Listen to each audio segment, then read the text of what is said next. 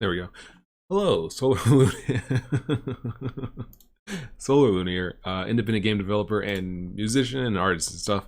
Welcome and thank you very much for stopping by my stream. I am Solar Loon, an independent game developer and musician and artist and stuff. And I'm going to be working with Godot today, making stuff. Making specifically a game that I've been working on for a while called I Know Who I Am. It's a top-down 2D adventure game. I worked on this a couple of days ago, earlier this week I think, or late last week, and so we're going to be picking up today and seeing where we go from here. So it should be fun. So let's get started.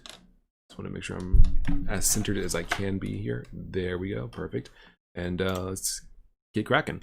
So I Know Who I Am, for those who, well, actually, before I forget, chat says, hey, Solar Loon, that's Jacob Merrill in chat. Hello. Thank you very much for stopping by the stream.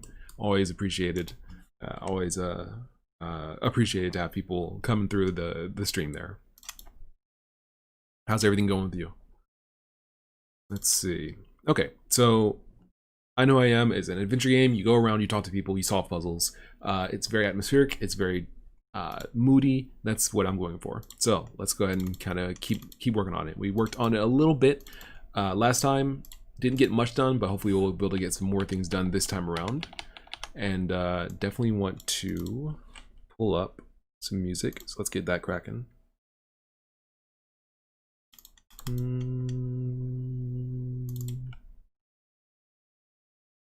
Let me see here. What's my levels like?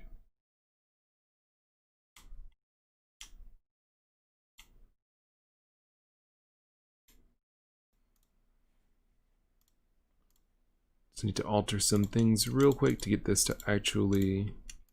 There we go. Okay, I think that should be pretty good. Alright, Don Duval says, hey, good afternoon. Hello, thank you very much for stopping by. Oh, that's right, before I forget. Also, I have been working for the past, like,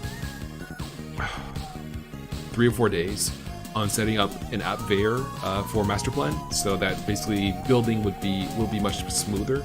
The way that I currently build master plan specifically, which is a indie project planning software that I've been working on.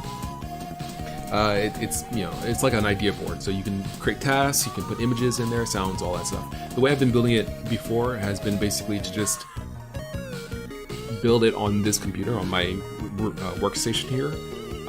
For Linux, I created a VM, a virtual machine, to build it. And for Windows, I created a virtual machine. And then I sync the files over my network to my Mac that I purchased specifically, like a used Mac, specifically for building Mac versions of software. And so that process is kind of slow. It could take a couple hours to just kind of step through everything, especially when you're like iterating on code and all that, to see like, oh, does it work on Mac? You know, is there an issue with the Windows build? You know, different things like that.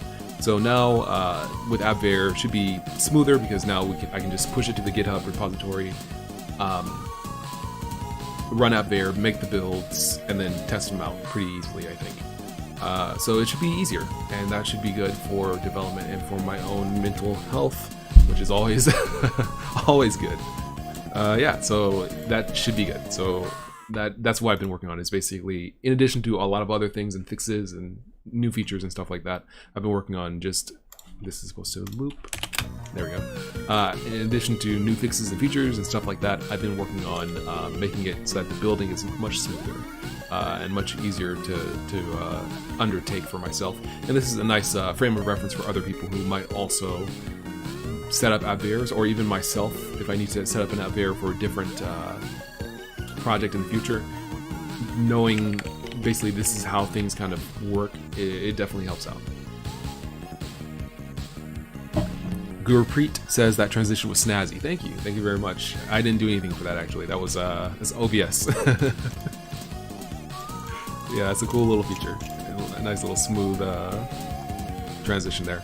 Leo Zahner says, hey, hello. Thank you very much for stopping by, Leo. Always appreciated to have additional support on these little game dev streams. Alright, so yeah, maybe I'll do another stream for Master Plan in the future. But since I didn't do much for I Know Who I Am this last time, I figured that it would be good to give it another shot.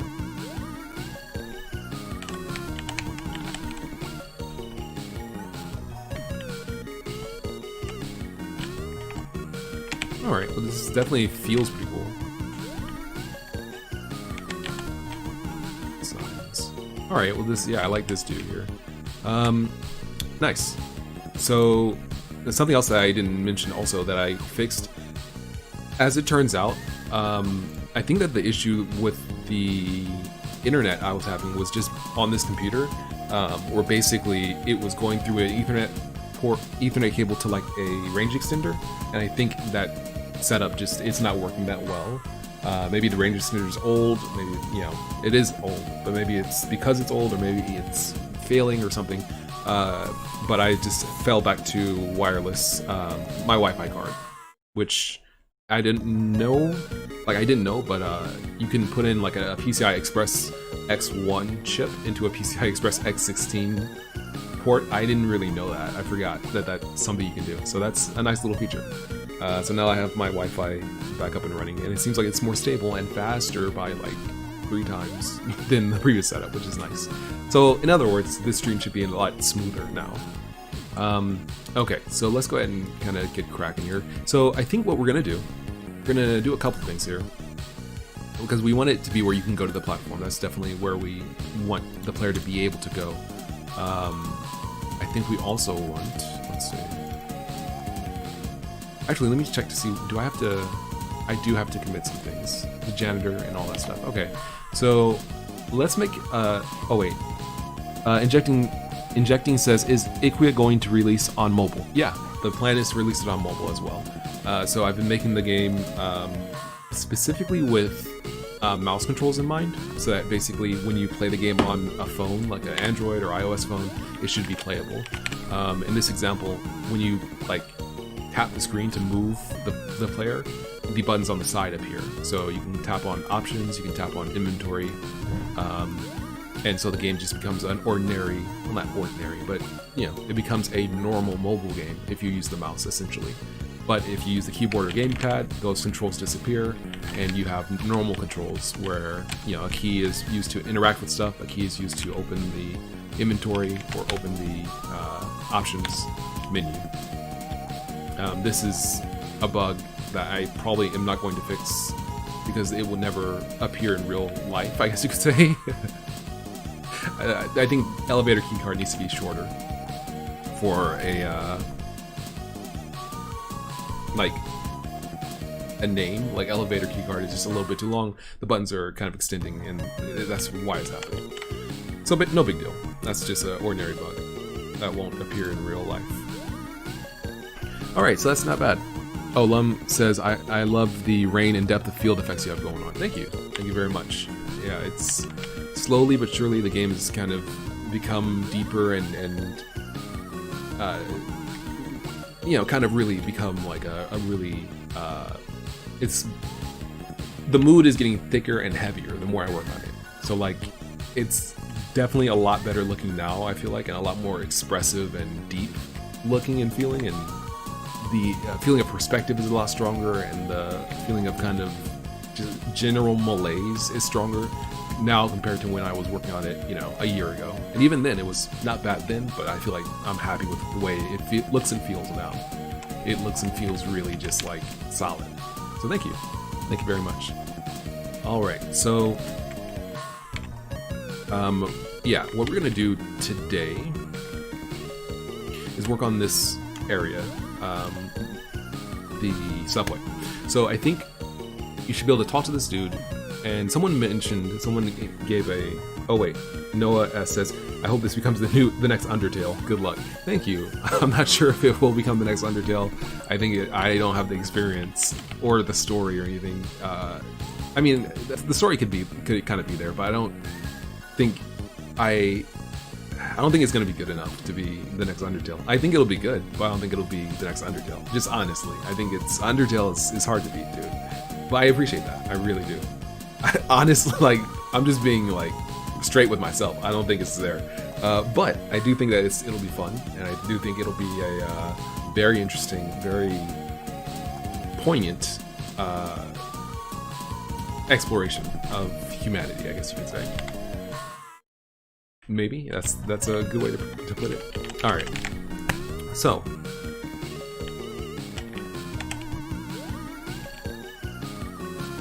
what we're gonna do, we want to kind of make this a little bit deeper, and I think you'll need a subway ticket to get through here. And someone mentioned you should have to, or you could do something with this guy, the janitor, to get a ticket. That's not a bad idea. I kind of like that. So let's see what we can do here. An idea I had was that specifically in this map,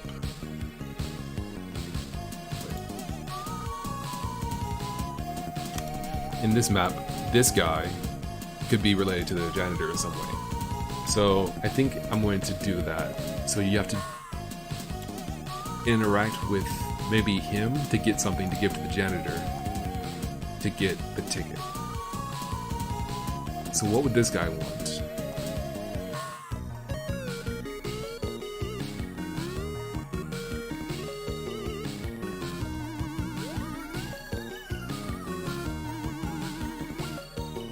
Let me think. The nature of the puzzles in this game are usually word related, right? Or number related. Kind of like entry, like number or letter entry puzzles. What if there was a different kind of puzzle for this guy? A different kind of puzzle. What's his story? Why is he here? What if you talk to the bartender and they talk to you about this guy? So you talk to him, talk to the bartender. You have the option to ask the bartender about him. And then he always comes in every day. He he always comes in. Okay. So he's here drinking because he's sad, because he misses something. Okay. This is I'm getting there. I'm getting there. Okay, so let's do that. Let's start fleshing this out a little bit. So club sharp. All right. There's the bartender. There it is. Okay. So you're gonna have an option to talk to them about a few things.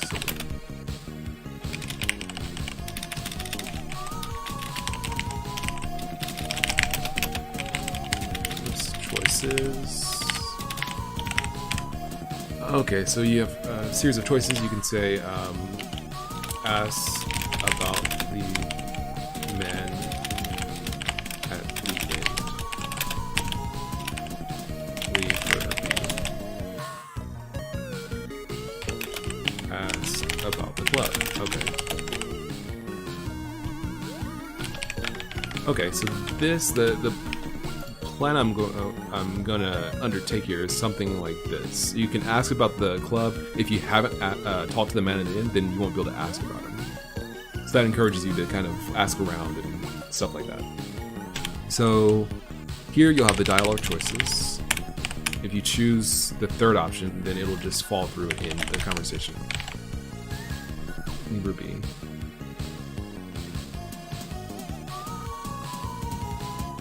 What if you could order a drink for him? Okay, so you have to order a drink for him to get him to talk. Alright. So you have to order a drink for him to get him to talk about something. Then you solve that problem he mentions, and then he gives you the item you can give to the janitor for the ticket. It's pretty smooth. Alright, so dialogue choices, and we say if then, dialogue choices dot, I don't remember how this goes. Remind me. Selected. Let's close the others. Okay. Dialogue choices are selected. 0. Jump. Club. Okay. Marker. Club. Alright. So I had to remember, what is this club called? Club sharp, entrance? It's club sharp. It's it says it right there, it's club sharp. Okay. So we're gonna do this name tag XX. May I ask about this establishment?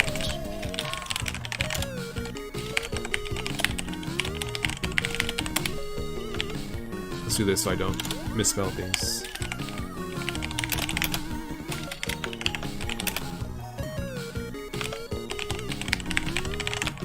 There we go.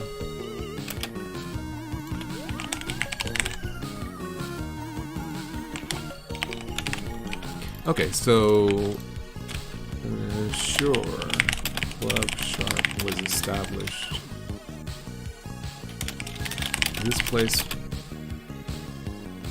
used to be something in like the Club Sharp is this like rundown club underneath the like another building. Let me see if I can find the. Is it 4th Ave? Or is it Aberdeen? Okay, yeah. So like Club Sharp is down here. It's underneath this like big high-rise. It's not even a high-rise apartment building, but this like abandoned industrial complex of an industrial skyscraper. Kind of. It's just like nasty downtown. So what did this used to be? This used to be something, and maybe the club was there inside. Originally it was like a ballroom. Maybe like the ballroom used to be at the top.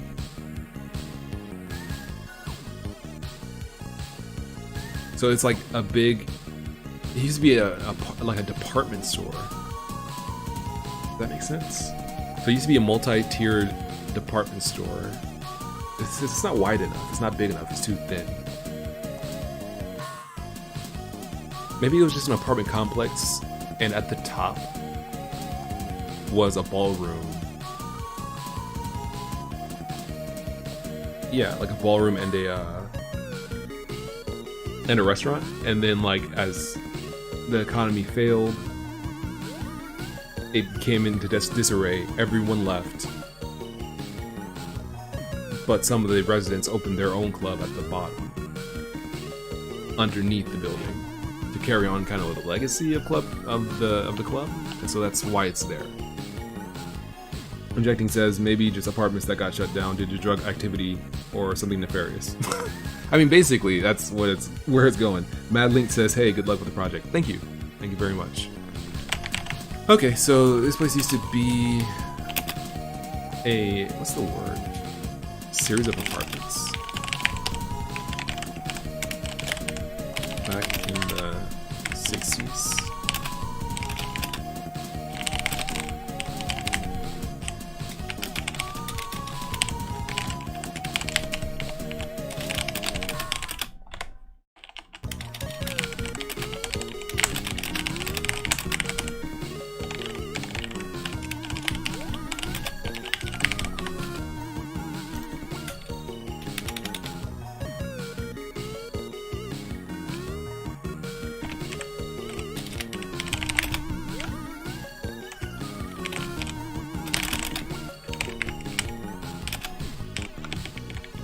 I think that's too much text, but I'm not sure. Back in the 60s, this place used to be...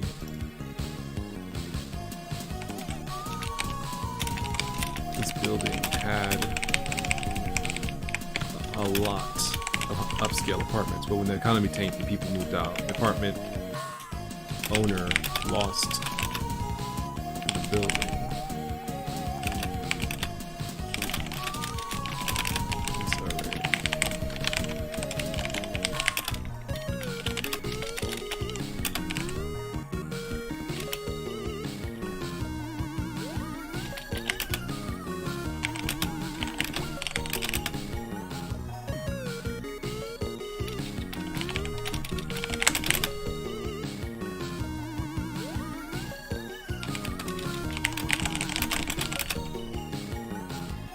So let's see, we wanted to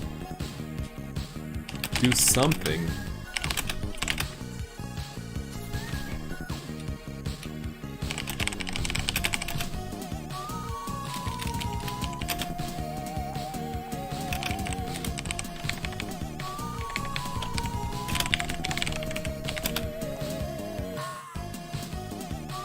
We still wanted to do something here, so we opened the club in the bottom basement.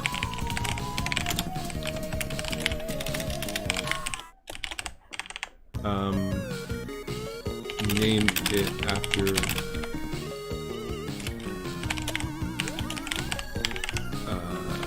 it had at the top floor was a ballroom.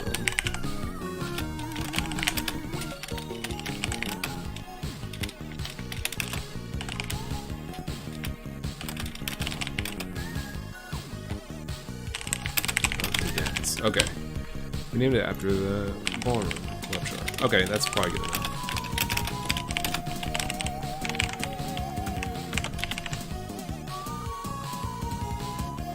Alright, that's good enough, I think. So let's go ahead and get over to the entrance. Let's do something like that.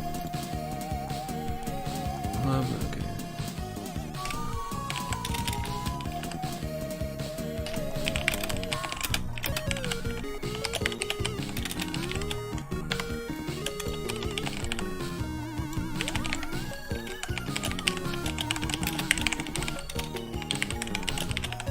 Okay, so that's probably good enough.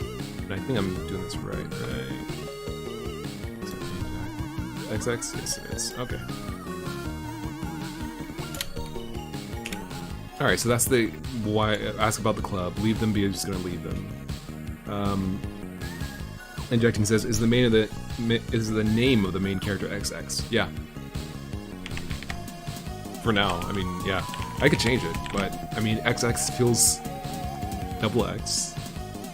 Maybe XY. No, YY? YY might be better.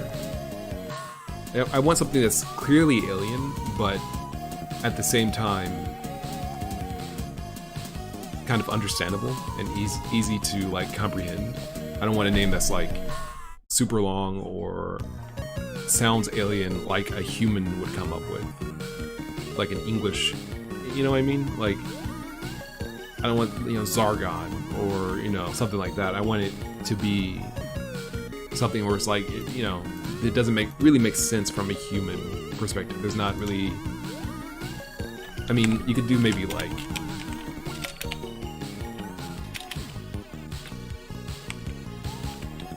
something like that, XTPH, like something that lacks vowels is kind of alien because, you know, English, French, Japanese, whatever, there's always vowels in between the consonants. Only really Russian has like large collections of consonants together, but even then, there's still some vowels in there in between. So if his name was comprised of letters that did not have vowels, that kind of gives an alien feel because it's not pronounced like a human would pronounce it. Like, they don't speak English on his planet. So yeah, maybe actually this would be better than XX, but then it also has to be pronounceable for a human because you want players to be able to say, like, you know, I played the game and I talked, you know, I was XX, or, you know, XX says this. Like, you know, you want people to be able to pronounce this character's name. So I gotta figure it out. That's pretty good. I like XTPH, but I think XX is fine for now. All right, so the club. What about the club is this? And we want to jump back to dialogue. Marker, dialogue. There we go.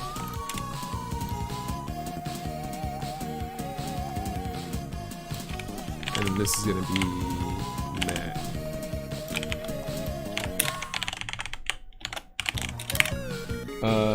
Don Duval says, some Native American languages have large collections of contiguous consonants. That's true. Like Aztec. I think Aztec names can have a lot of like, I can't even really say it, like Tehekashiktakal, yeah, or it's just like super long, like X's and Y's and stuff. Yeah, maybe I could kind of reference that because that's such a lost or civilization that it could kind of sound alien. Noah S says, so you'd pronounce his name like if you were choking, like Golem. Kind of, I guess, I suppose. Or Gollum, rather. Yeah, it would have to be something that's kind of tough to comprehend for humans. I think that's the hard part about making something alien, is how do you make something alien when you are a human? It's like, well, everything I come up with is going to be influenced by human stuff, human thoughts.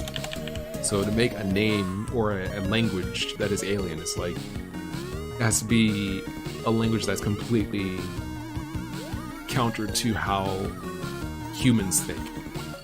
And so it's a little bit tough.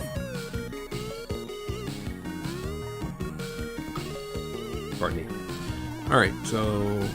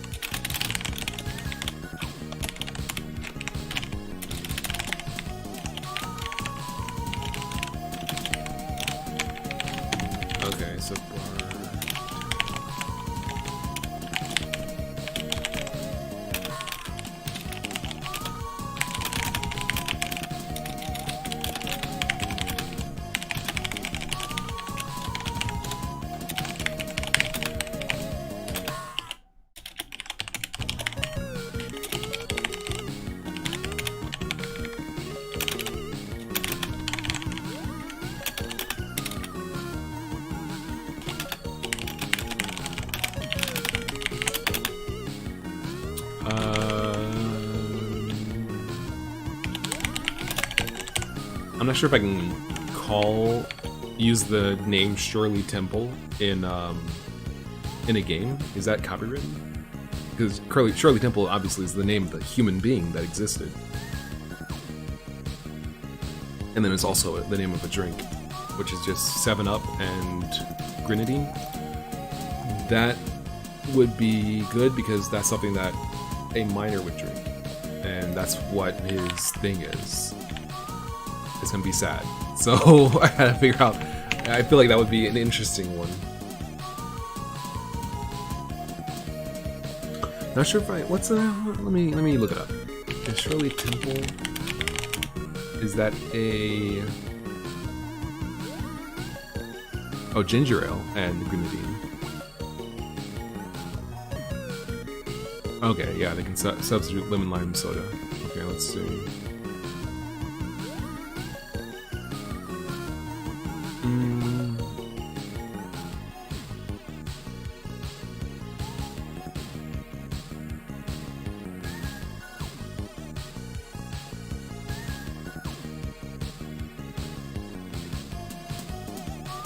Huh, well, this is interesting because I'm looking up the Wikipedia article about a Shirley Temple, and it mentions specifically that in 1988, Temple brought a lawsuit to prevent a bottled soda version using her name from happening.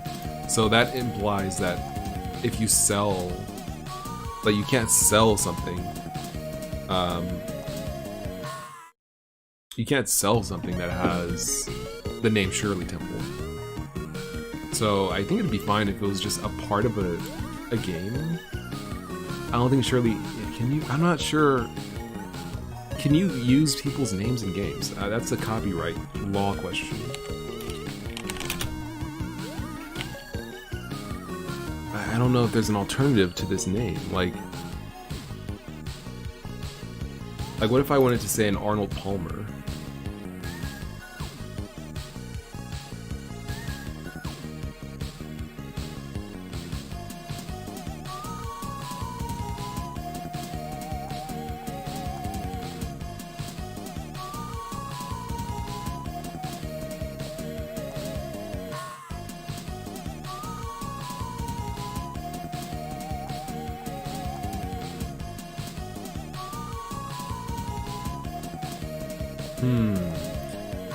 Trademark. Okay, so then it's probably not good. Rashad Z says, "Yo, what's up? How's it going? Thank you very much for stopping by the stream. Always a pleasure, indeed." So I think what we're gonna end up doing, I'm not sure.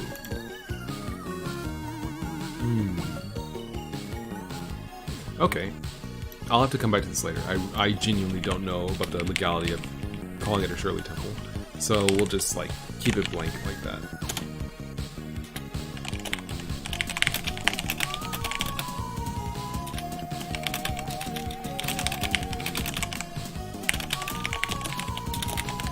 Okay, so in order blank.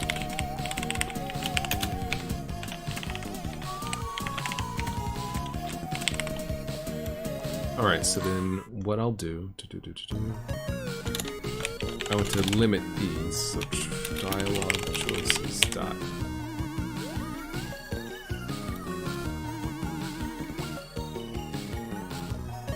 Disable choices.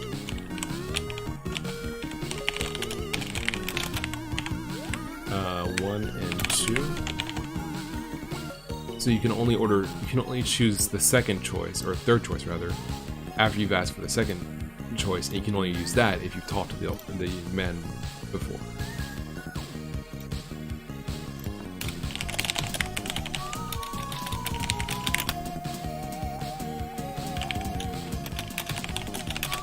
There we go.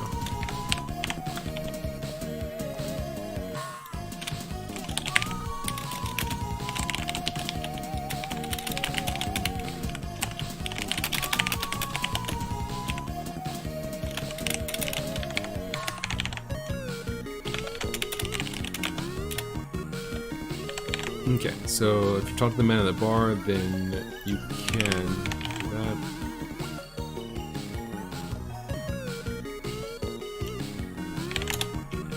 Flag.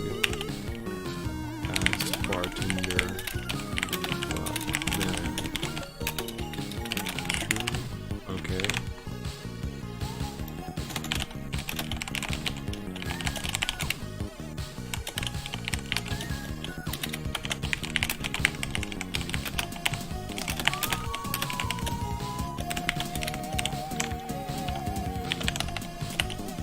ask bartender about man.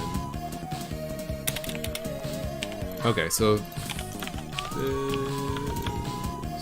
I should be able to do something like this. So if you have not talked to the man at the bar, then you cannot ask about him. And if you have not asked the bartender about the man, then you cannot order the drink.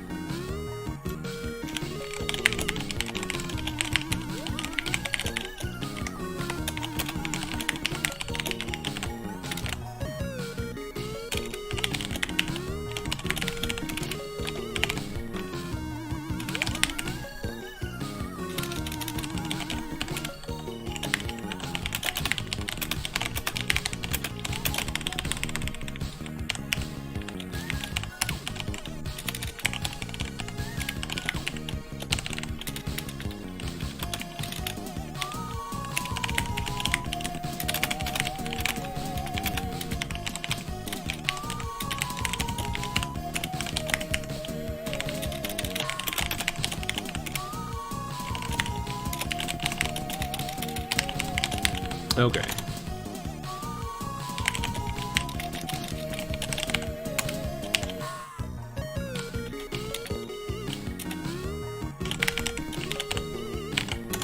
Alright, so this should be a good start, I think. Rashad Z says, wait, a drink name is copywritten? Joel says, trademarked. Copyright is not the same as trademark, but you can think of it like that, Rashad Z. Yeah, I'm not sure about trademarks and copyrights for drink names or any real, I guess you could say, pop culture, like Shirley Temple's. Like, if you wanted to say like, oh, that's a Katy Perry song, that's a Justin Timberlake song, that's a, you know, whatever. Like, if you say that in a game, I'm not sure if that constitutes like breaking that copyright law or that trademark, or if it's fine because you're not selling the item or, you know, really marketing or gaining anything from mentioning it. You're just using it because that's what it is. So I have no idea. I have to do some research on that and figure out if I want to use an alternative name for a non-alcoholic drink in this world. Maybe. I guess it doesn't make sense to call it a Shirley Temple because in this world there is no Shirley Temple. She never existed. Let's say this is just a fictional world, completely fictional. So if that's the case, then we could call it something else. Injecting says this dialogue system is really intuitive. Thanks. Yeah, it's not bad. It's not perfect, but that's, I think, as good as I'm gonna really manage to come up with this system with Godot. Like, I think this is kind of as clean as I can get it and not too bad. Yeah, not too awkward. I really should replace the game flags with like flag definitions rather than using strings. Yeah, I really actually should.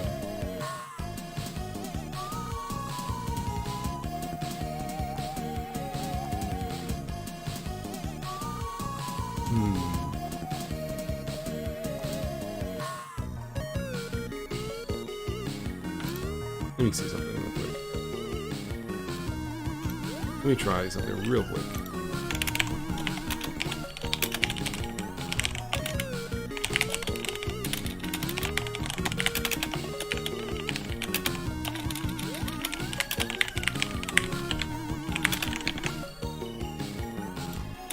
Okay, so I do that, then come back over here.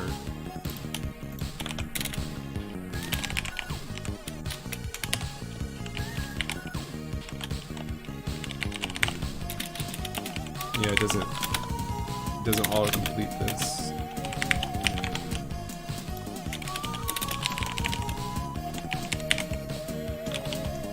Did I misspell it? No, yeah, that's it. Ask bartender. Maybe I have to compile. Let's see. No, well, not compile, but run Godot.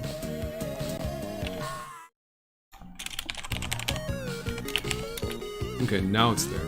So then maybe this would be a better approach because it's less likely that I end up messing myself up.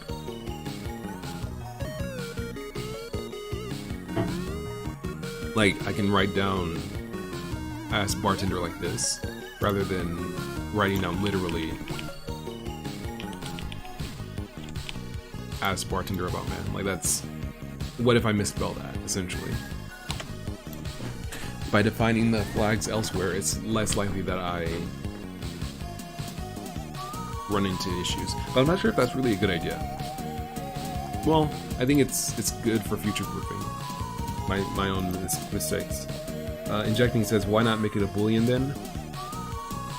Because a flag may not always be a boolean. The flag is just supposed to be the definition. Oh, well, that's true. A flag could just be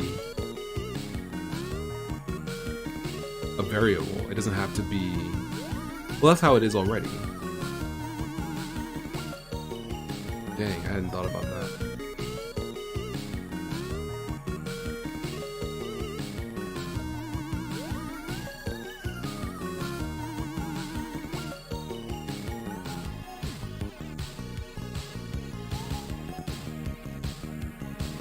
So set flag.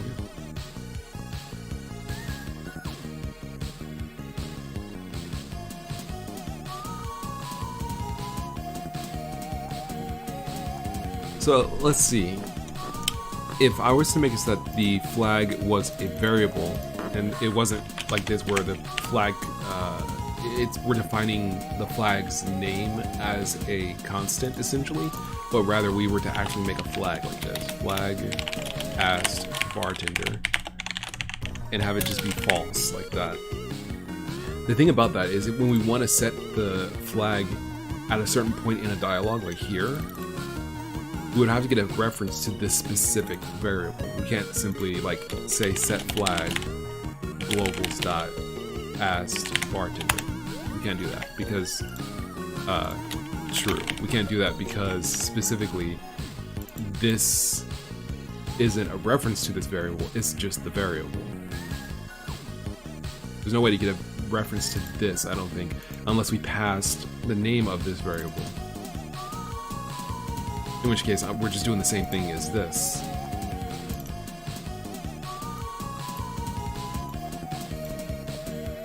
Yeah. So we could do this to just make it so that we have an actual, like, searchable thing, or not really searchable, but just we have a constant that, what is essentially a constant, that doesn't, like, you can't really misspell this, because we have autocomplete and stuff like that. So we would say globals dot, yeah, ask bartender.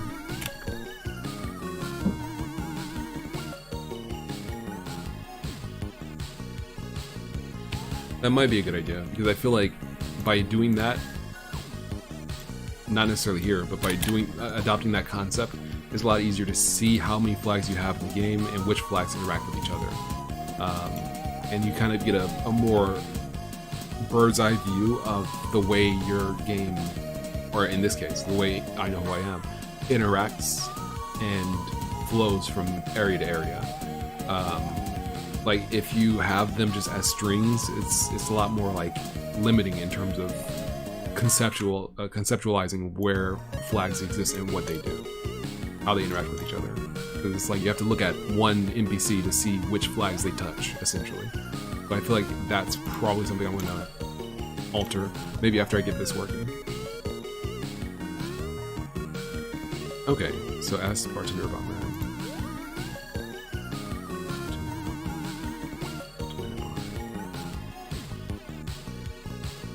Yeah, okay.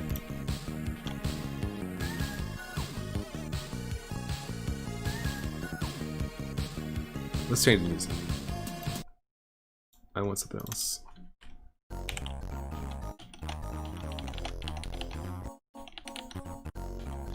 There we go.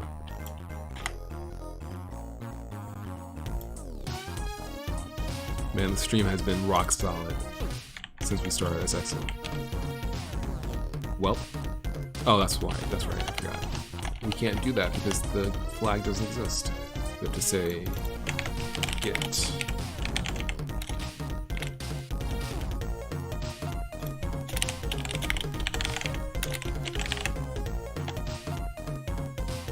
Don Duval says, that article states that there are only 4 cocktails protected by the USPTO, none of which are the Shirley Temple. Okay.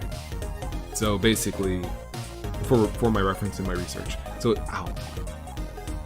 I just mangled my foot on my computer. It's sharp at the corner. Understandable. So basically, if I understand your message, what you're trying to tell me, is essentially that you know, the Shirley Temple is a copywritten thing. Her name is copywritten. The drink is copywritten. You can't just say it in a game or in a product, really. Hurt Game says, what is this language? Some kind of Java? It's GD script. It's a language specifically for Godot, which is a game engine. Torgir Fieride says, why not put the flags in a dictionary? I do. They are in a dictionary. What I was examining and discussing is putting the names of the flags, defining them as constants so I don't misspell them. And so that it's easier to get a visual, essentially, by means of writing them down, of which flags interact with which other flags.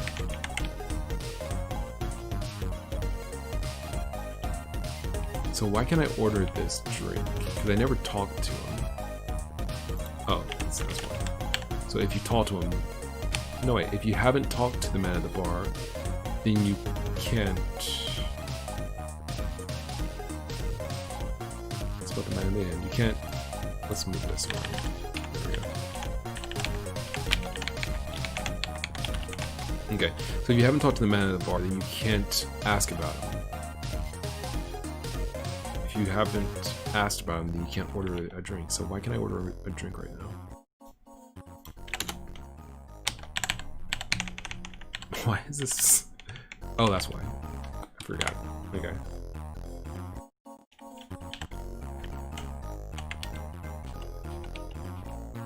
Ask about the man at the end. I haven't talked to him yet.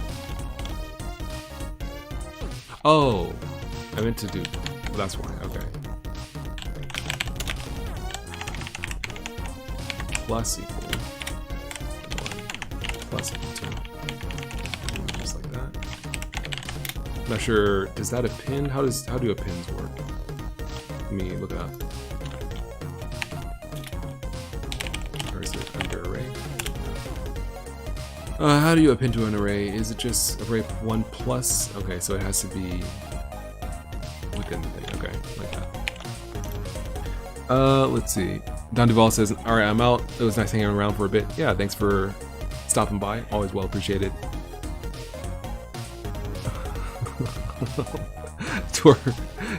Yudo says, no one can do so much, can know so much GD script like that. So I went, haha, Godot Gamedev, go whoosh. That's pretty funny. That's pretty funny. Godot Gamedev, go whoosh. Hurt Game says, have you heard about ECS? I was trying to find 100% ECS based game engine but failed to do that. Unity is doing great work on it, but still there's a long way to go. Do you know anything about it? No. I don't know anything about it. I know Unity's, pushing with the Unity Entity component system, or Entity component system, like not Entity component system, but just Entity component system, where basically you have entities, they have components, they run, that's it. Godot is kind of similar, although it's a little bit more flexible because, it's not a distinctly, like a node can be a component or it can be an entity, so in that sense they're a lot more reusable. But I don't know of any one engine that basically is by default an entity component system, unfortunately. Torgir Fierite says, I guess I was just misunderstanding what I was looking at. No, no problem. I think that it was just, I think you were looking at it right. You just thought I was doing something and I wasn't doing it. I think I was basically explaining or mentally walking through why we can't simply define the flags as variables that are accessible globally. Basically. So they're still in a dictionary currently, game flags, but it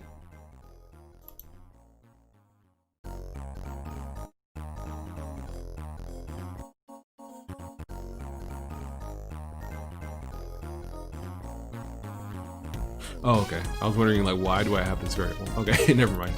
Yeah, so I think it's fine the way it is. For now. Alright, so now we shouldn't be able to ask about this guy. Ask about the club. May I ask about this establishment? Sure, back in the 60s, this building had a lot of, let's say, bunch.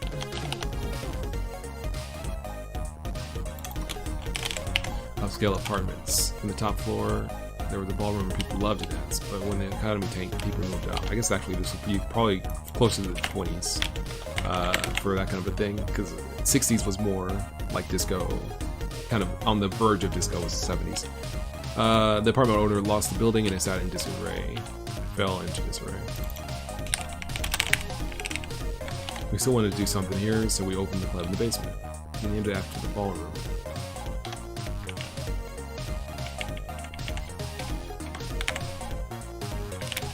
Yeah, club shop. Intriguing.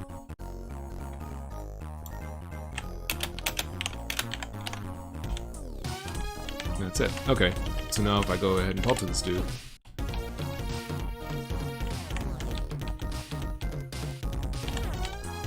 Excuse me, what is that man at the end doing? Oh, him? Nothing. He always comes in here. He never does anything. He just sits.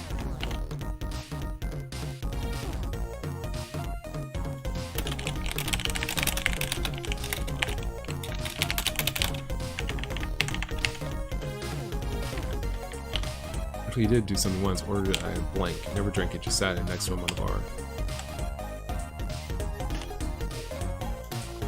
Got it. Okay, so XX tag.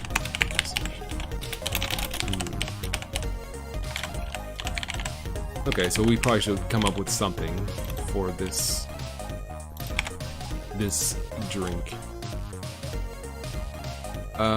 What will it be?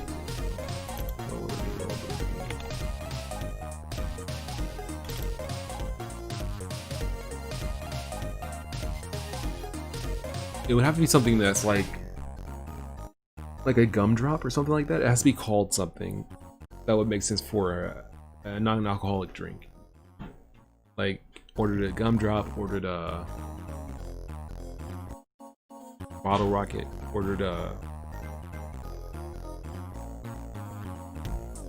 It's gotta be sweet. It's gotta be something that would appeal to children. Clown?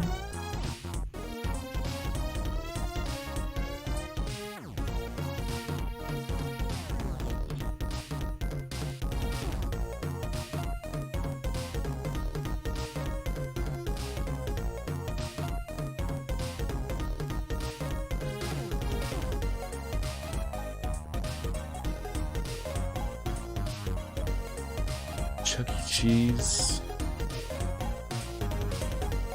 Marshmallow cream. I'm just thinking about like brands, like Lucky Charms, Rice Krispie Treats.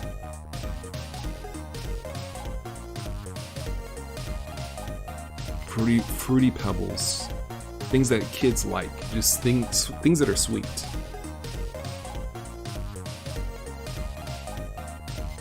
Something. But that's for cereal. For a drink, Shirley Temple. Well, that's similar. Four syllables, right? Shirley Temple, Lucky Charms. That's different. Fruity Pebbles. Cocoa Pebbles. Frosted Flakes. So it's like, it's gotta be like 3 to 4 syllables if it's for cereal. That's not a rule, I'm just trying to come up with something. So, let's call it like a... Sugar. No. I can't say sugar. Ruben says, sup? What's up, Solar? What are you doing working on today? Sup? Also, Hiro-sam says, yo. And Yuto says, BRB. Alright. Injecting says, goody gumdrop. I'm thinking...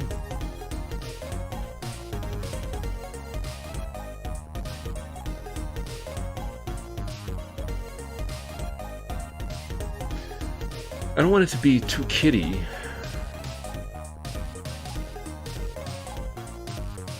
What if it was just someone's name? Much like Shirley Temple.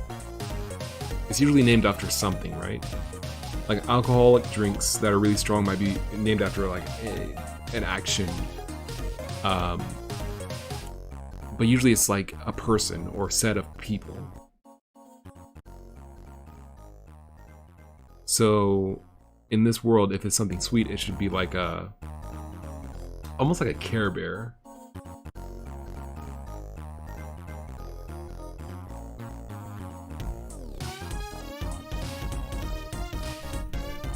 All right, let's try like.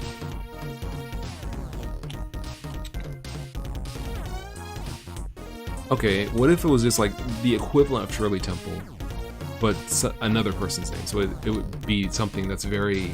Shirley Temple is very kind of like a cute name, right? Shirley Temple. It has to be old, in the 20s. Like Brenda or Layla? Layla.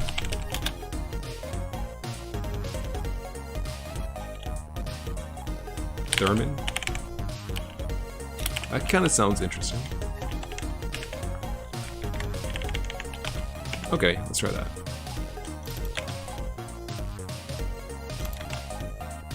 And that's actually good because it doesn't quite, like, you don't really know what that is until they say, oh, it's non-alcoholic, and then you're like, why would he order a non-alcoholic drink? And it kind of, like, you don't know, like, you know, if someone says, I ordered a Shirley Temple, if you're familiar with, you know, any kind of drinks with, or just familiar with Shirley Temples, you know what it is. You don't know what a Layla Thurman is until you order it. Then they tell you it's not alcoholic, and you're like, you're learning about this world. So I like that. I like that it's a little bit of it obscures your knowledge a little bit until you get into it, and then you're like, oh, okay, that's what it is. And so you're learning about it.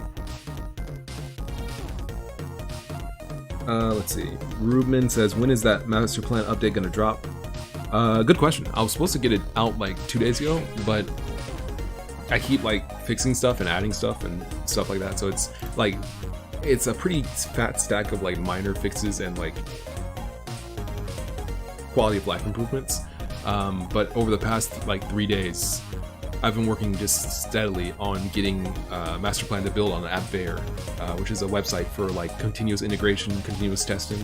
So basically, I'm using it to build master plan remotely. So I don't have to build it on my Mac. I don't have to build it on my Linux machine. I just have the code on GitHub, and then I ask AppVeyor to make a build.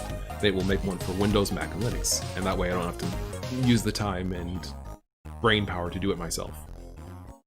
So I've been getting that to work over the past like 3 days, like kind of heavily. I've been working on that, and then like 5 days before that, I've been like working on master plan as well as researching which tool to use, like which CI system, like AppVeyor or Jenkins or like Travis CI or Circle CI. And AppVeyor's, there's not that many, and AppVeyor's kind of like the one that seemed to hit the main points of like having Windows, Mac, and Linux, and yeah, having Windows, Mac, and Linux and being free for open source projects. So hopefully the new build will come out soon. Hopefully soon.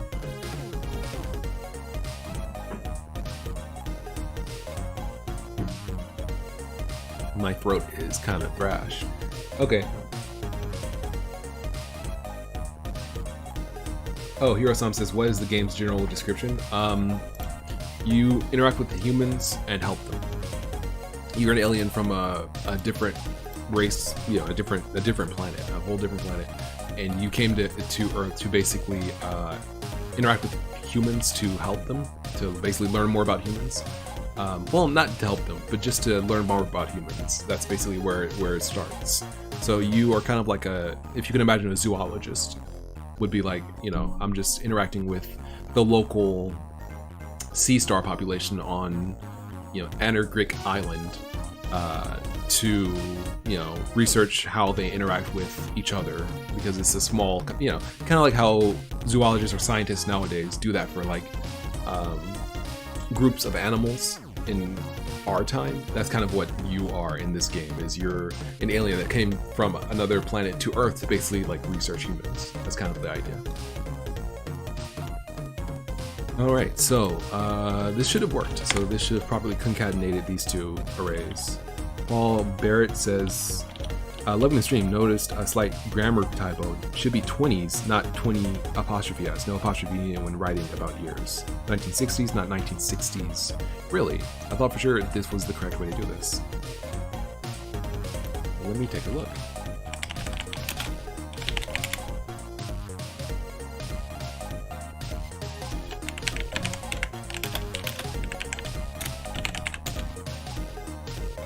Although decades used to be written using the apostrophe, currently the correct practice is to omit the apostrophe.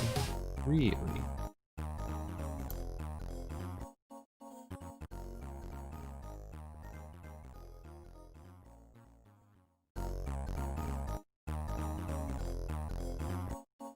Well, it seems like it might...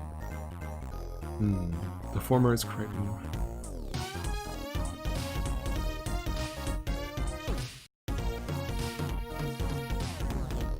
It seems like it kind of depends. I'm looking it up and it seems like a variety of people are saying like you don't include the apostrophe. Other people are saying you do include the apostrophe.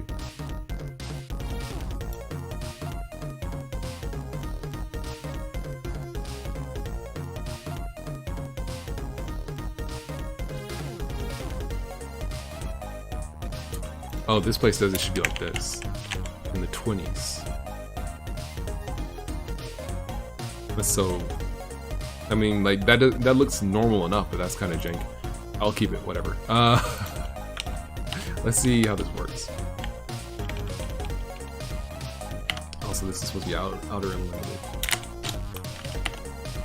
That's about the club. Okay, well, there's no point in actually talking about the club.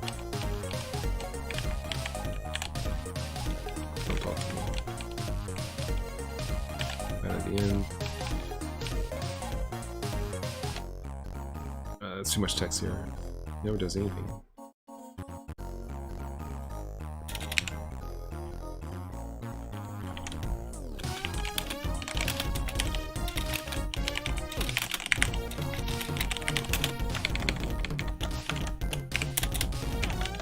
Okay, there we go. Actually, he did do something once. Ordered a Layla Thurman. Never drank it. Just sat it next to him on the bar. Order a Layla Thurman. May I order that drink? The Layla Thurman? Sure, but it's not alcoholic. Here you go. Okay, so that's the general idea, and then you have to drink, right? Okay, so...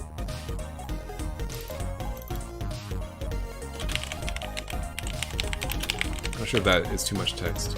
I don't know if I would call it a Layla Thurman. In the inventory, that seems like it's a little weird. But non-alcoholic drink might be enough. Zyodic says hello. Hello, Zyodic. Thank you very much for stopping by the stream. Wait. Yeah, back in the 20s, this building had a bunch of upscale apartments. Okay, that seems good.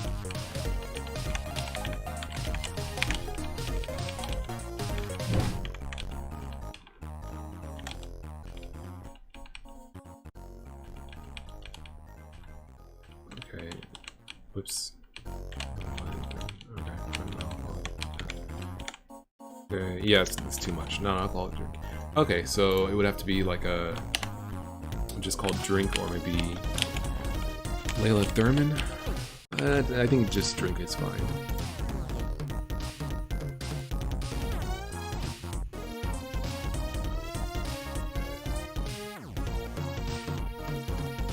Yeah, that's fine. Okay. Cool. So maybe I'll actually make it so that you have to talk to him multiple times.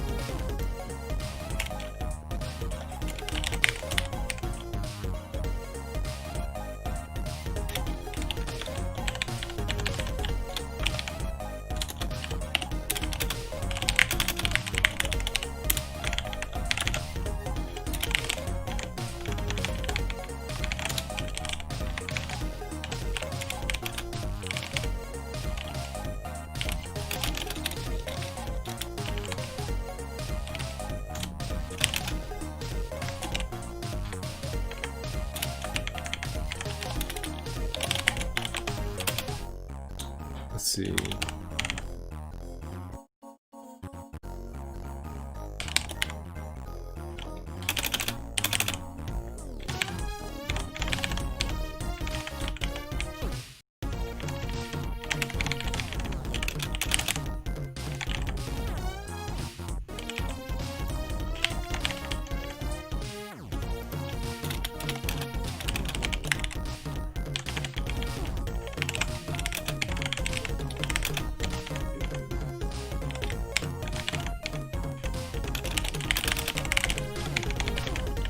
Okay, so that means that, this will make it so that you have to talk to him multiple times.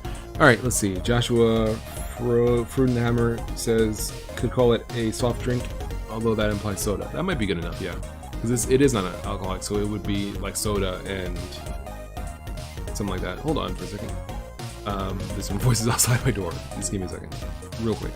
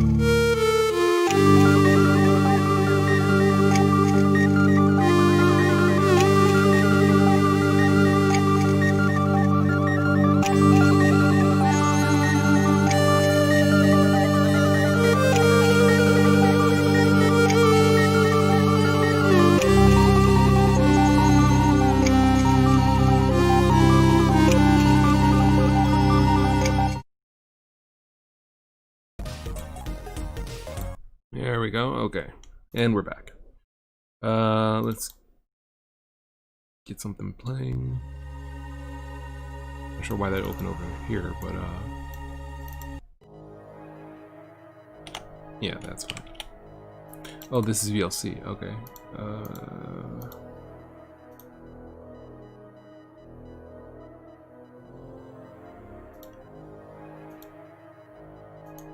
I'm actually not sure about looping in VLC. Give me a second to figure this out.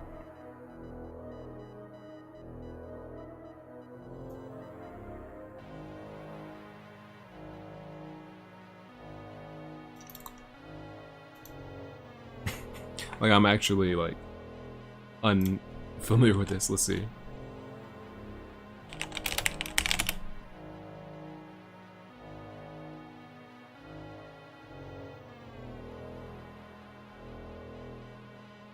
Oh, there's a loop button. Never mind. There we go. Okay, cool. Alright, Joshua says, yeah, soft drink. Faber says, yeah, something like X-Cola. That might be good. That might be a better approach. But it doesn't have cola in it. Yeah.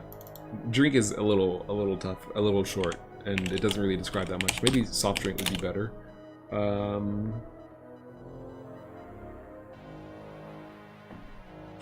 I guess I'd call it a Thermin, but that doesn't make sense. L Thermin? No. Soft drink might be fine. But that, yeah, that's more for sodas. Mixed drink? Maybe that would be better?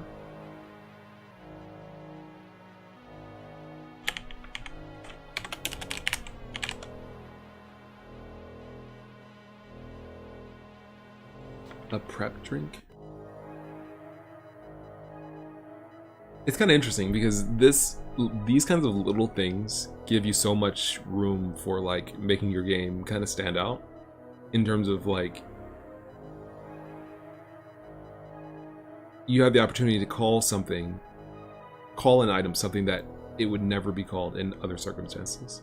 Like this feels like one of those things where it's like give the man the prepped drink, and it's like I would never call a mixed drink or, you know, a non-alcoholic drink, a prepared drink like that, a prep drink, but with limitations of, you know, space, with limitations of screen size, with, you know, cultural stuff. Things can become things, ideas can become things that like last longer than just the game, where, you know, someone will be thinking back to this like years later and be like, oh yeah, you know, I Know Who I Am referred to, you know, a Shirley Temple as a prepped drink. Like, it's like you have the opportunity to just call something a little weird, just to make it like kind of unique. So, I think mixed drink is fine. I think that's probably okay for now.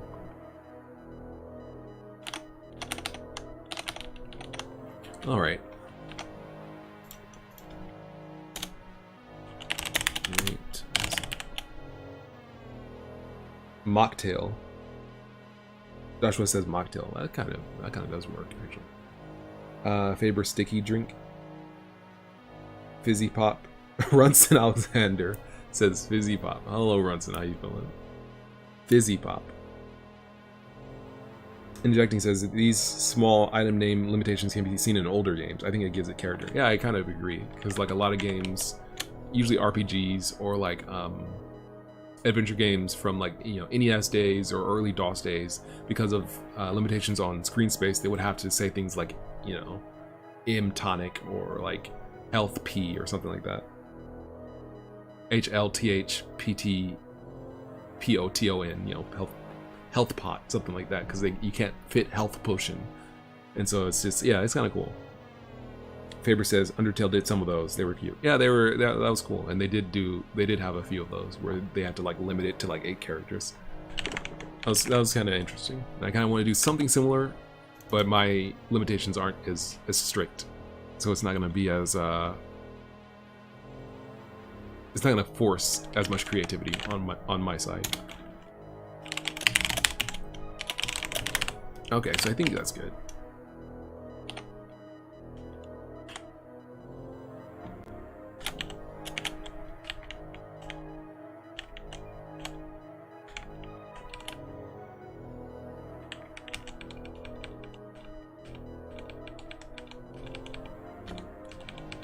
Wait, he didn't do it. He didn't cycle correctly.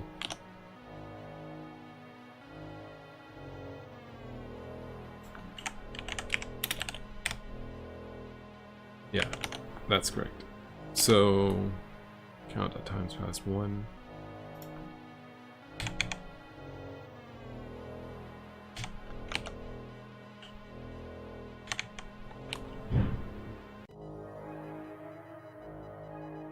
Two.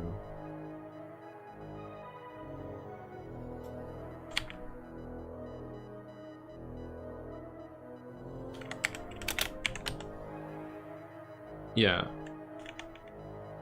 Let's do it like this. So, first time is this, second time is this.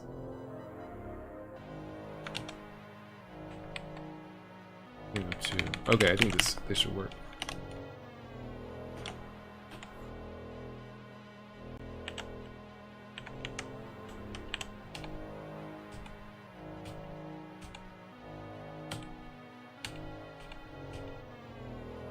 Yeah. Okay, that's basically it. What we'll do, I think we'll do it like this.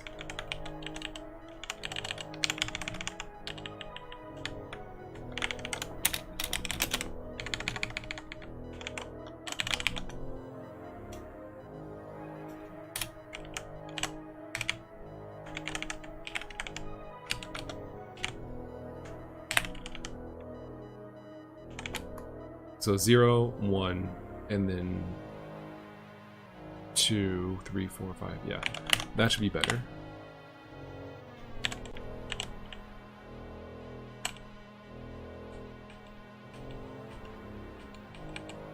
Oh, I see. I forget to have to have counter. So now it's 1, 2, 2. 10, 5. Got there. Okay. This should get us pretty much where we're looking for. Runson Alexander says, the music for this club has to go so hard. I agree, and it does. The music right now is just background music because I'm in the middle of working, but I'll turn on the music so you can get the full experience. Because I don't think you've seen this, Runson, so let me go ahead and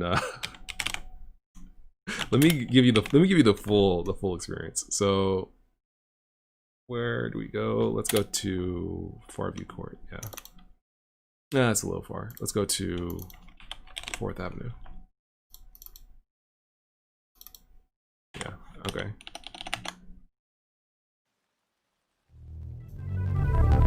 I'm turning up the music so that everyone can hear.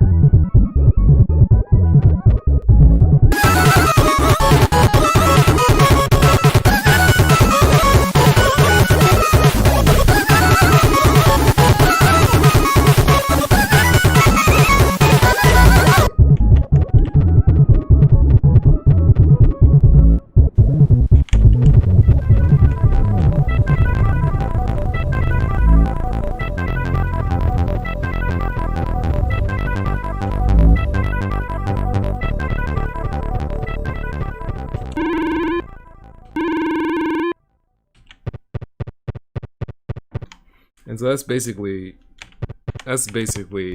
what this is.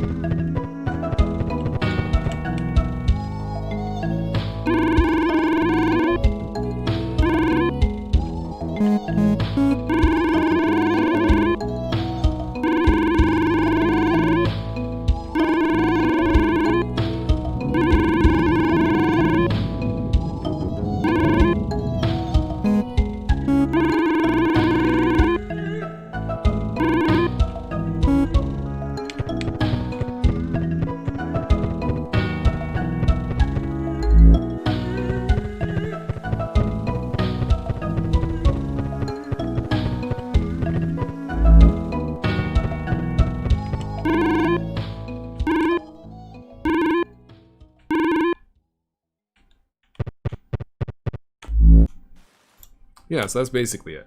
Runson says, "This is sick. Give me Shadowrun vibes." Is basically, yeah, that's it does have some Shadowrun vibes. Faber says, "How do you make the rain fall away from the screen like that? It looks really good." Thank you. It's a 3D scene with a plane of rain drops. Well, I'll show you. I'm explaining when I could just, and you're looking at this tiny little window. I was like, oh, like this. At the bottom left, but where are we at? Nope, that's not it. That's the Rain Man. I haven't actually talked about the Rain Man yet. Okay, so this is the way the rain system works. Here we go. So essentially, each it's like a 3D a set of 3D planes with like raindrop lines on them. They scroll past the camera, and the camera is positioned at an angle, at a really steep angle like this. So it's like they're coming down in front of the camera. You can see, where's the camera? There it is. Yeah, that's basically how it looks. So it's the texture is always scrolling downward, and so that gives the effect of rain. I'm not sure if it'll work just right out the gate. It's blurry here. That's it, but it's a little blurry. I can't turn off the blur in this area. But basically, yeah, so the raindrops, it's just a 2D, a 2D plane that, well, 3D plane, but the texture is scrolling down at different speeds for different planes. And that gives the effect of really rain. It looks like, rain coming down in front of the camera as though the scene is 3-dimensional. Even though it's actually 2-dimensional. Rattling Bones says, pretty sick. You should have a lot more viewers, my dude. Can tell a lot of work went into this. Thank you. Thank you very much. I appreciate that. And hopefully people who play it will be able to feel the work that comes that I've put into it. Runson says, somebody must say, is it the rain or is it tears? The world would never know. Runson, you always be just dropping like, let me turn off the audio. You always be dropping just like extremely cryptic movie quotes. Like you don't say like where it's from. You just you just drop the quote. Oh, that's super loud. Hold on. Oops. There we go. And so yeah, so basically the goal is to make bangers. For every track should be a banger. Not necessarily like, a groovy banger, but I think every track should be like highly like driven, and I really want the music in the game to stand out, and I feel like so far all the music is pretty good, and I'm only getting better as a composer and stuff. So music's going well, the graphics are going well, It's just actually making the product. And I would be a lot further along if I wasn't working on like master plan and other stuff, but master plan's shaping up. Like it's really looking and feeling a lot better each time I work on it. So you can ask about them. Order the drink. Sure, but it's not alcoholic. Here you go. And then here it is, mixed drink. Okay. Alright, so that works. There's something I wanted to do.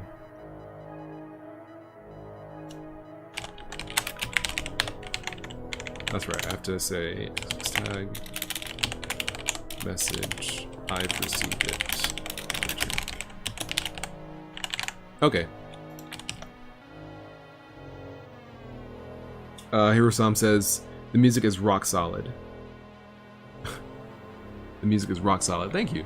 And Faber agrees. Thank you very much. Yeah, I'm glad to hear that. Hirosam says, I might be asking again, but my internet died. What is the game about? So basically, you play an alien who essentially is trying to research the human race. So he's very cold and calculating and like scientific, and it's just after like, what do humans do in this situation? What makes them tick? Who are they? You know, why do they exist? What's their goal? So he's basically kind of like assuming the shape of a human to allow himself to interact with humans and like talk to them and ask them questions.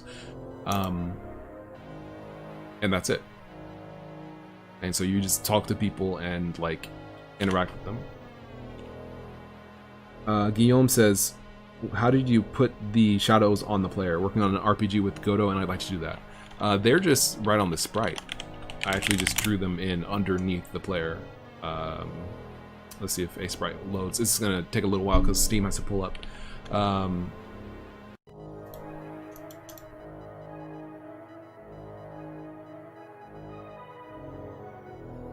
There we go.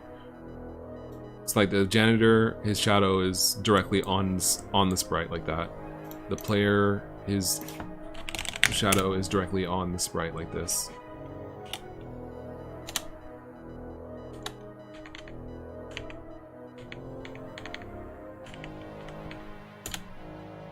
Yeah, so the shadow is just drawn directly underneath the player. Hirosam says, "Oh, nice. That's a very interesting plot. That is different point of view from most AI stories." Yeah, I thought, because most times aliens are thought to be evil.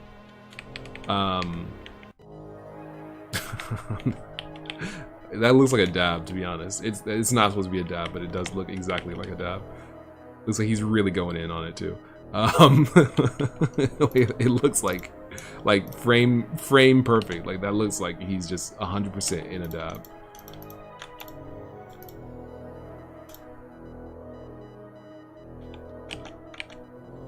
Like his arm is it's just a little bit too far over. If it was just like right there, that's a dab. So he's just going like this, but it's close. Big Red says dab. It basically is like that. That's essentially what I mean. It's so close, dude.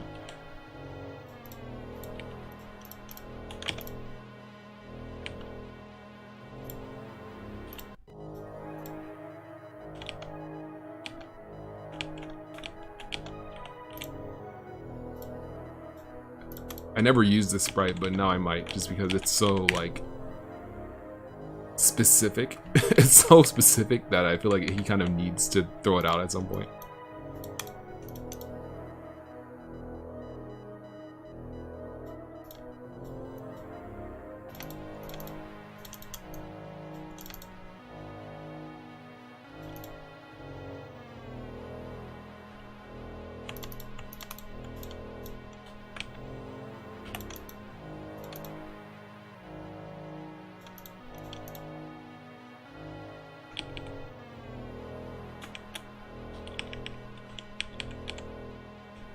Trying to see where should the pixels be for this. I think that's pretty good.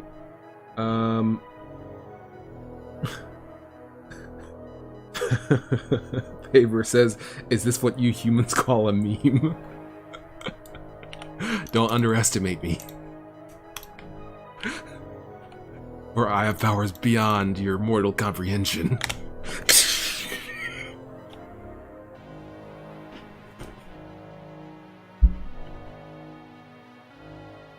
It just gives one like lightning dab. It's like I didn't intend for the sprite to be that, and it kind of just became that. I don't know. I might just scrap it. I have no idea. Okay.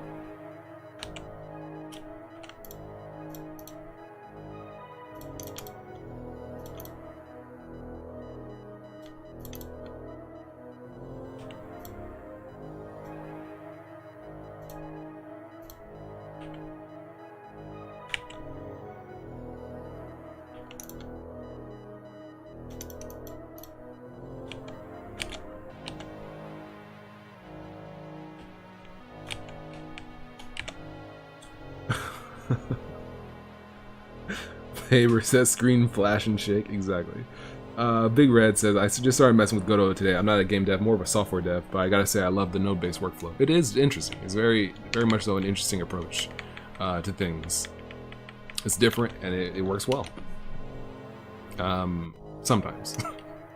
It's not perfect, but it does kind of hit the main points of what you really want it to hit. Okay. So let's do something else. Actually, something I've been meaning to do is polish up the animations for the people playing. That's a little stiff.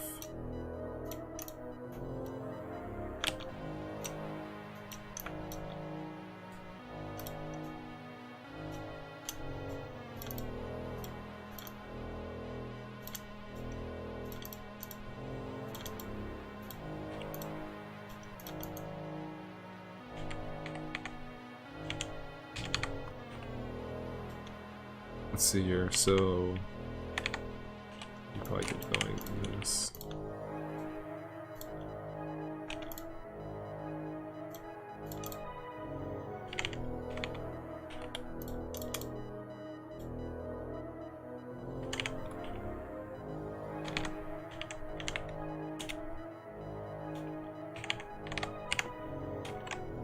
Yeah, okay, so then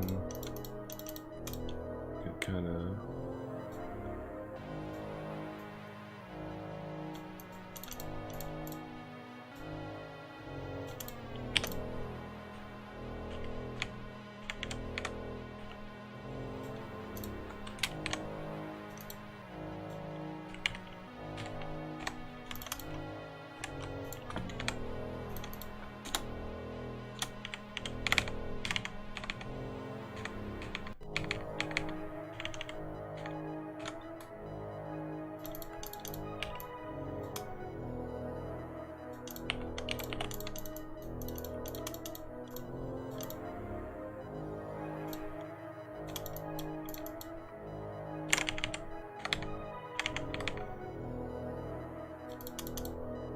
I feel like this guitar is like massive, but at the same time, yeah, it's massive. Let's do something about that because it is just entirely too big.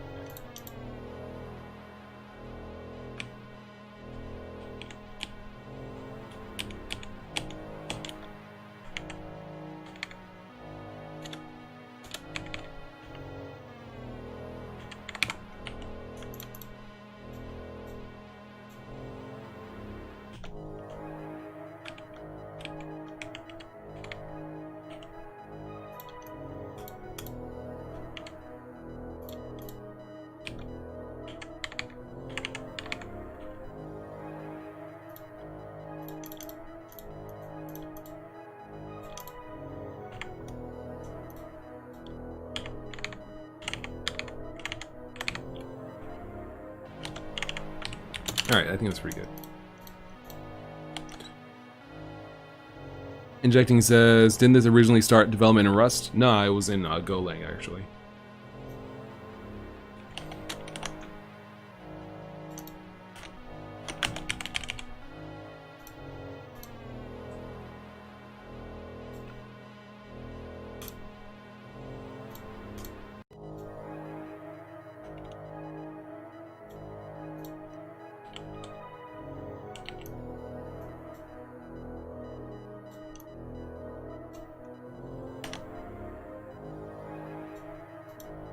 Why is it so far away?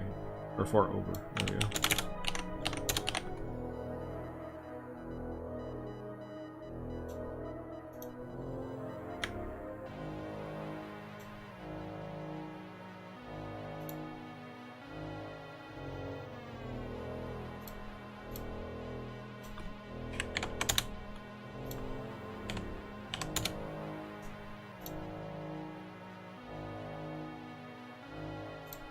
Okay. Good start, good start. We want to probably make this frame take less time. Yeah.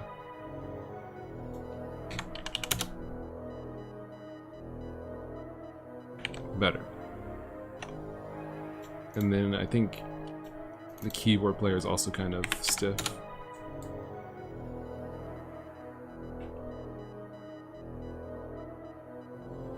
Yeah, so we definitely need to kind of make that a little bit better.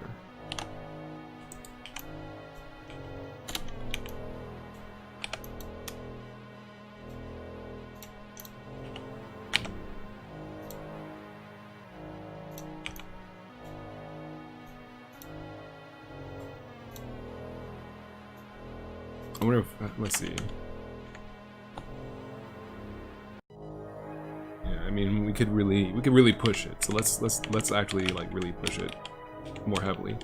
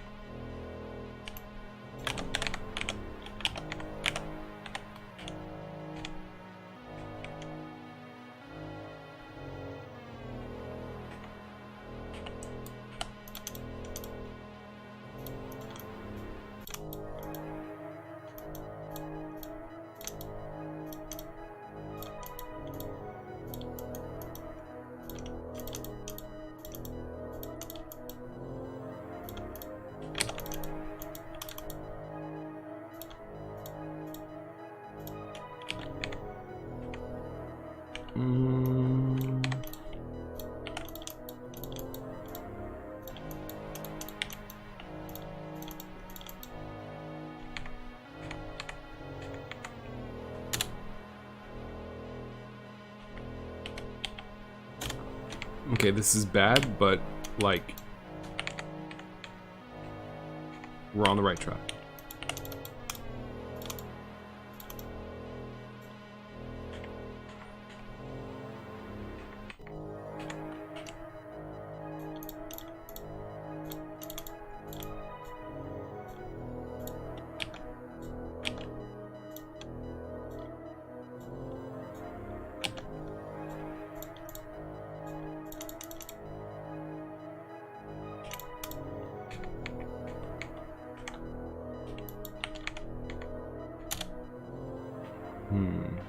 Better.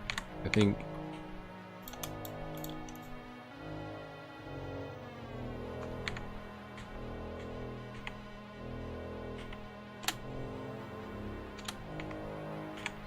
this frame's good. I think this frame is a little bit too far over that way. Dr. Diode says, which Linux distro are you using? Manjaro or KDE Neon? I'm using Solus. This is Solus.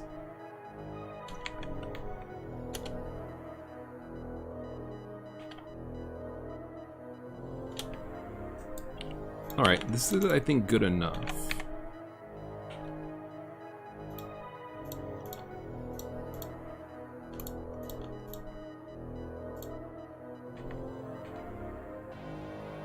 Faber says, Faber says, can't wait for Ace Bright's tile mode. Yeah, that would be nice. That will be very nice when it finally gets going.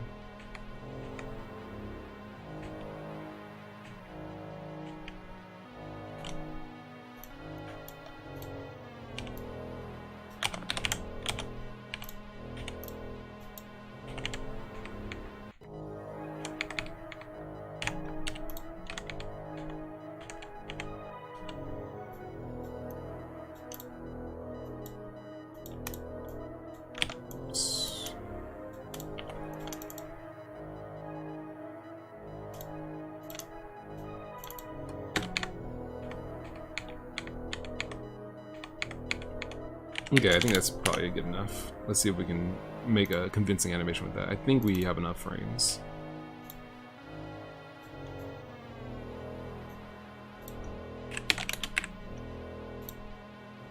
Alright, so...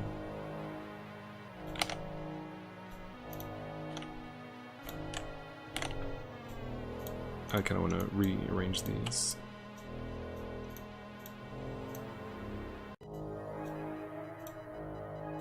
Yeah. Okay, so let's put the other frames down here. And then we probably want something like this, so...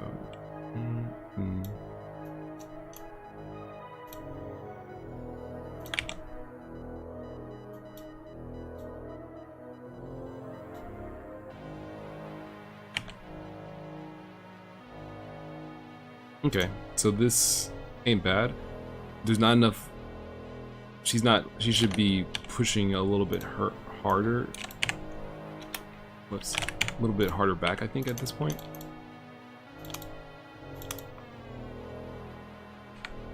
Then, yeah. Also, I feel like her head should be further up.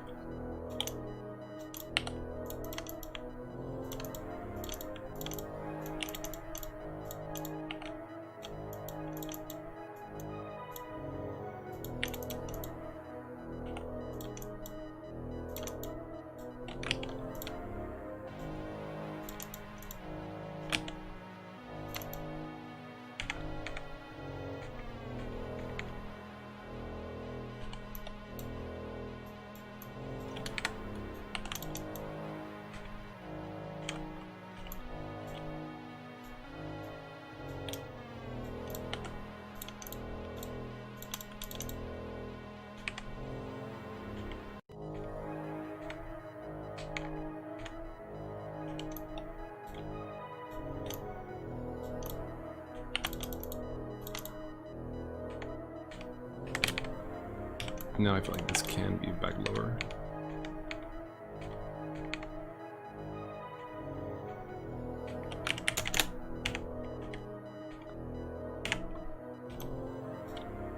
I feel like I'm like right on the tip of having this work.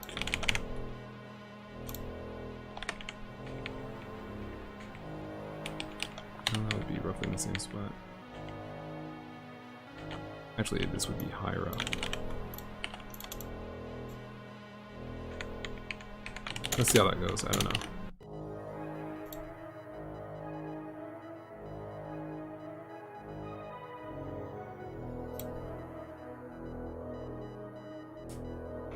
Better.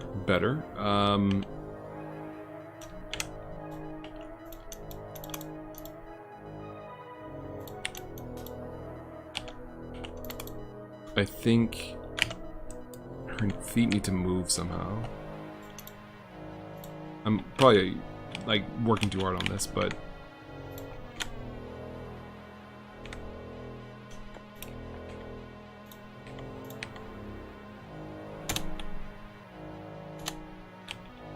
I feel like her feet are too static, but I don't know. It might just be a limitation of the sprite size. Let's just end it there. That's fine. Okay, so now it should be a lot more dynamic.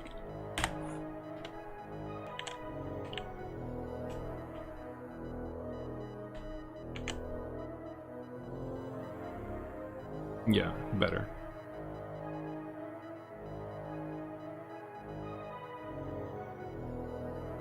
Yeah, that's way better.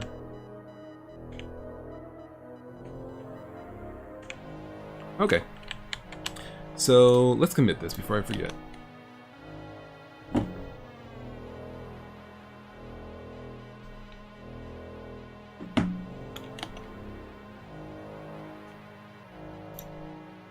So this is basically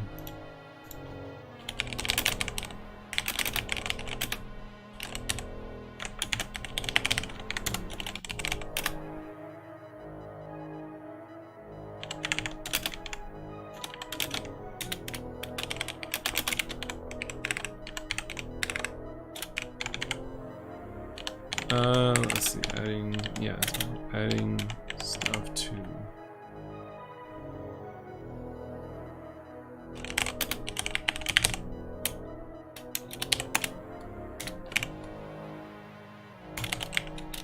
yeah, we'll just we'll smooth.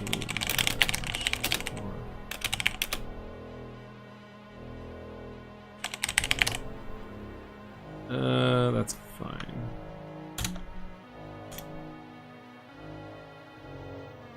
There we go.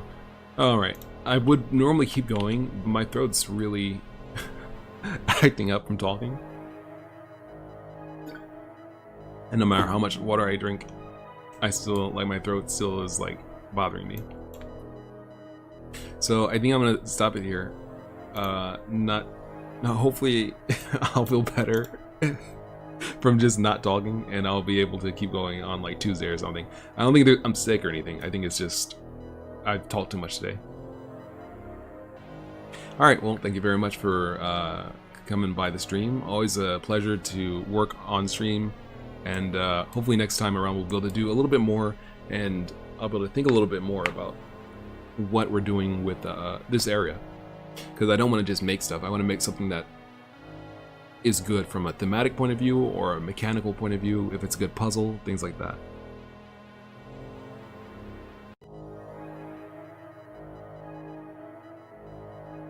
I got like a flash of a good puzzle, like just for a short period in my what if it was like a vending machine? Hold up.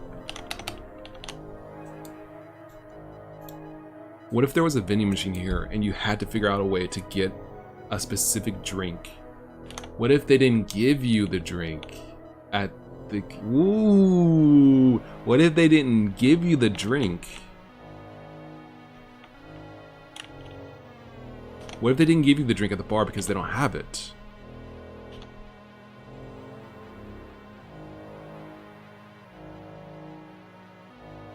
What if instead of never drinking it, the bartender simply never had it?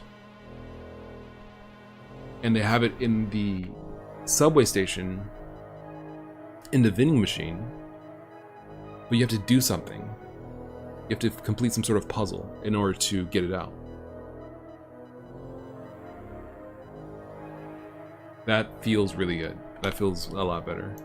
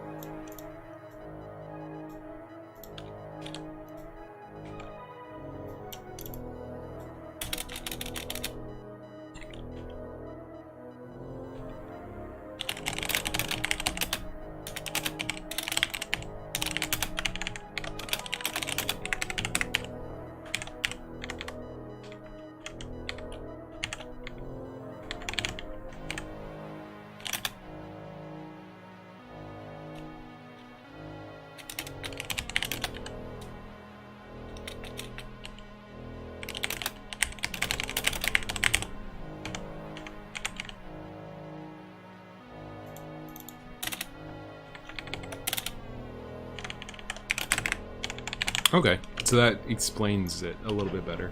So, no wait.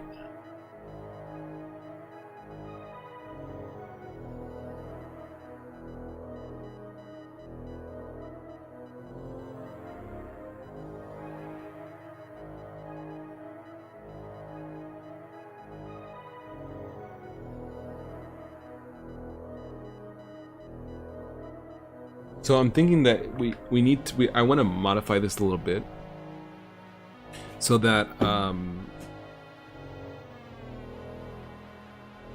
think I want to modify this a little bit so that you still have a need to go to the bartender to get the information. Well, the information is a clue in itself. We don't need to make everything a flag or a mechanic. I think that's something that games kind of do sometimes artificially for no real reason, is just do things like, oh hey, you need to talk to the bartender in order to know about the drink, in order to get it out of the vending machine. No, there's no reason to do that. If it's like, we can make it so that the vending machine or a vending machine will only allow you to get a drink if you have a coin, and you get the coin from the bartender, but there's no reason to just make it so that you cannot interact with the bar with a vending machine until you talk to the bartender. Those are two completely separate ideas. So maybe I could do something like you turn in a bottle to the bartender, they give you a coin back, like a quarter, you go to the vending machine, put the quarter in, and then you have to solve some sort of puzzle because it's out of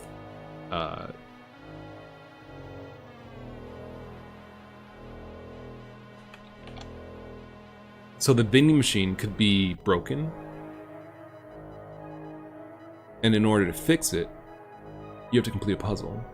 When you do, it gets power back, and then you can go ahead and put the coin in to get the drink to go and give to the guy, who will then give you a subway ticket.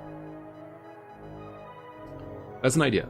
That's an idea. I think that's a strong puzzle, and I think that's a good idea to implement something, because that allows us to flesh out the subway area a little bit more with some more NPCs, another room perhaps, and this puzzle centered around the vending machine, which is a mechanic. That's, you know, that's the fun of the game, is figuring out how to beat stuff, how to get past this area.